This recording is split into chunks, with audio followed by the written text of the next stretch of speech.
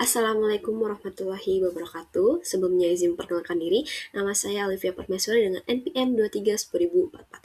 Pada kesempatan kali ini, saya akan mempresentasikan atas analisis hukum dari jurnal nasional yang berjudul Efektivitas Penegak Hukum Persaingan Usaha di Indonesia.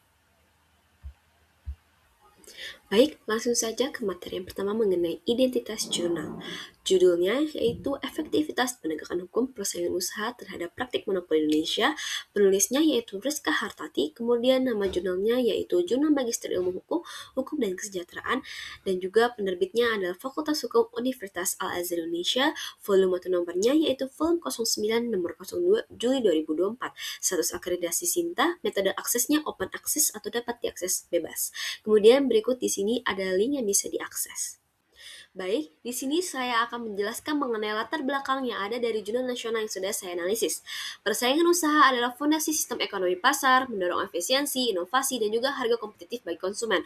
Monopoli ini terjadi ketika satu pelaku usaha menguasai pasar secara dominan, mengendalikan harga, dan menyingkirkan pesaing secara tidak adil. Di Indonesia, monopoli ini mengancam UMKM, menciptakan ketimpangan ekonomi, dan juga merugikan konsumen. Pemerintah merespon dengan adanya Undang-Undang Nomor 5 Tahun 1999 tentang larangan praktik monopoli dan juga persaingan usaha tidak sehat. Dan juga pemerintah juga membentuk KPPU atau biasa disebut dengan Komisi Pengawas Persaingan Usaha sebagai lembaga pengawas. Dalam Undang-Undang Nomor 5 Tahun 1999 telah memberikan dasar hukum yang komparatif untuk mengatur larangan praktik monopoli dan kewenangan KPPU. Namun, masih ditemukannya kesenjangan antara norma hukum dan implementasinya di lapangan, menunjukkan problem struktural dan prosedur serius. Selain itu, KPPU juga sebagai lembaga kuasi judisial menghadapi tantangan dalam hal independensi, objektivitas, dan juga efektivitas eksekusi putusannya. Dalam jurnal yang saya analisis, terdapat beberapa isu hukum utama yang menjadi sorotan. Yang pertama, ada efektivitas KPPU dalam menangani monopoli dan kartel. Yang kedua, hukum acara dalam pembuktian praktik tersembunyi yang kompleks. Yang ketiga, KPPU tidak punya kewenangan eksekutorial langsung dan harus melalui pengadilan negeri. Yang keempat, upaya hukum seperti keberatan dan juga kasasi sering dimanfaatkan untuk menunda sanksi.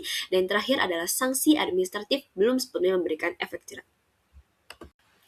Baik, berdasarkan pada analisis hukum saya terhadap jurnal nasional, terdapat 3 kerangka teori. Yang pertama mengenai Undang-Undang Nomor 5 Tahun 1999, yang kedua mengenai KPPU, dan terakhir mengenai per se illegal versus rule of reason. Di sini saya akan menjelaskan satu-satu terlebih dahulu.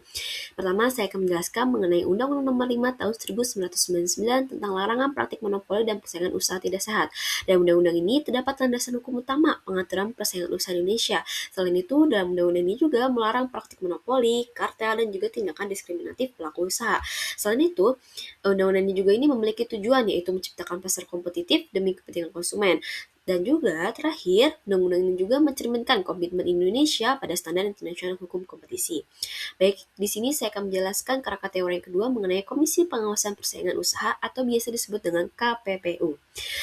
KPPU merupakan lembaga independen pengawasan usaha yang dibentuk berdasarkan pada Undang-Undang Nomor 5 Tahun 1999. Dan juga KPPU ini berwenang menyelidiki, memeriksa, dan menjatuhkan sanksi administratif. Dan juga KPPU ini memiliki fungsi preventif, yaitu edukasi, sosialisasi, dan juga rekomendasi kebijakan.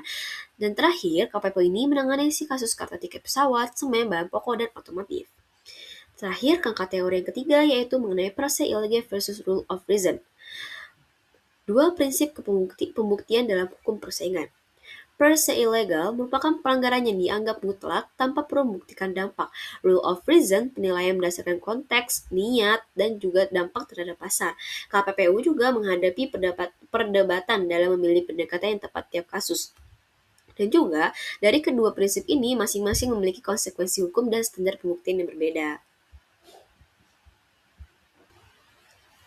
Selain itu, dalam menganalisis hukum tidak jauh dari metode penelitian. Di sini, saya menggunakan pendekatan penelitian yuridis normatif atau legal research.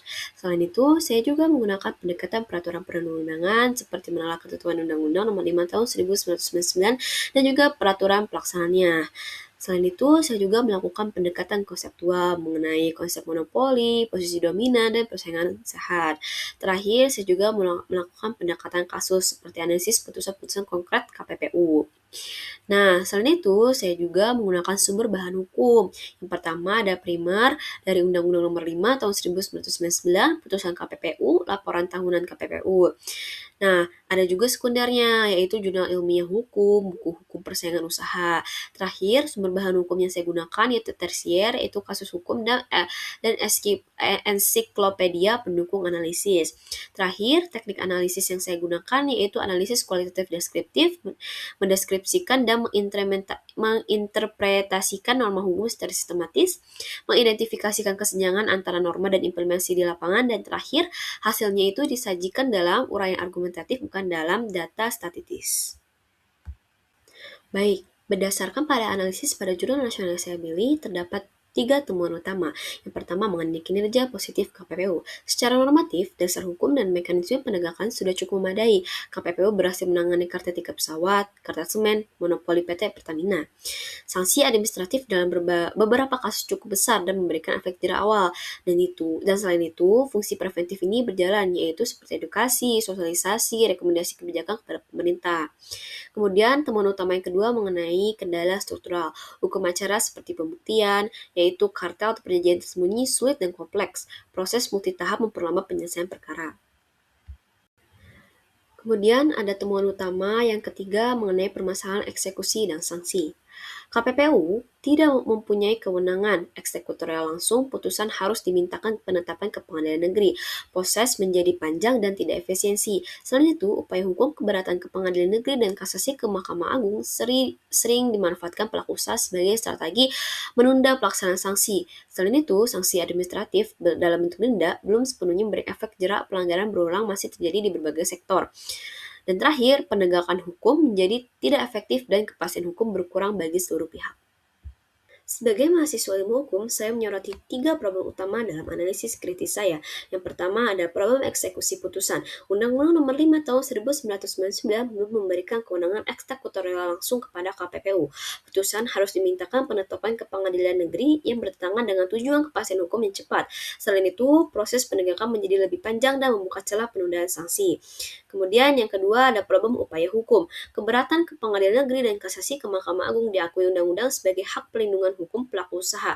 Namun, dalam praktik mekanisme ini sering disalahgunakan untuk menghindari sanksi. Akibatnya, tujuan undang-undang menciptakan persaingan sehat tidak tercapai secara optimal. Kemudian, yang ketiga mengenai problem objektivitas dan sanksi. KPPU ini berfungsi sebagai penyelidik sekaligus pemutus yang berpotensi mengurangi objektivitas, yaitu due process of law. Sanksi administratif belum efektif, yaitu pelanggaran berulang masih terjadi di banyak sektor usaha, dan juga diperlukannya penguatan kewenangan eksekutorial dan evaluasi sistem sanksi secara menyeluruh. Analisis ini sangat relevan dengan materi komposisi bisnis, terutama mengenai penegakan hukum persaingan usaha dan juga peran dari KPPU. Mengkaji peran KPPU secara konkret seperti penyelidikan, pemeriksaan, hingga penjatuhan putusan sesuai materi RPS dan lembaga penegakan hukum persaingan. Lalu yang kedua ada hukum acara persaingan usaha, yaitu mengenai menguraikan prosedur penanganan perkara KPPU dari awal hingga akhir, membantu mahasiswa memahami bahwa hukum acara tidak hanya prosedural tapi juga substantif. Kemudian yang ketiga, upaya hukum mekanisme keberatan. Membahas keberatan ke pengadilan negeri dan kasasi ke Mahkamah Agung sebagai mekanisme kontrol serta dampaknya terhadap aktivitas penegakan hukum persaingan.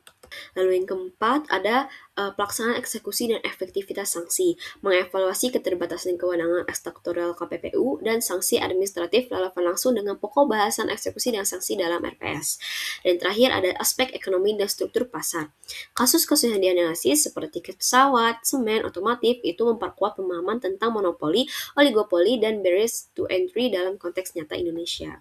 Baik, materi terakhir mengenai kesimpulan. KPPU telah memiliki dasar hukum yang kuat melalui Undang-Undang Nomor 5 Tahun 1999 dan juga berhasil menangani sejumlah kasus kartel dan monopoli penting. Namun, keterbatasan kewenangan eksekutorial menjadi hambatan utama efektivitas penegakan.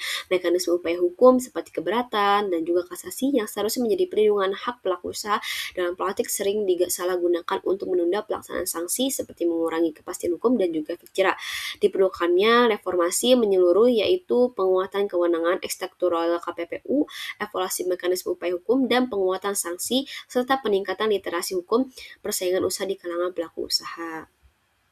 Baik, segitu saja yang bisa saya sampaikan. Mohon maaf bila ada kesalahan. Wabillahi taufiq wa hidayah. Wassalamualaikum warahmatullahi wabarakatuh.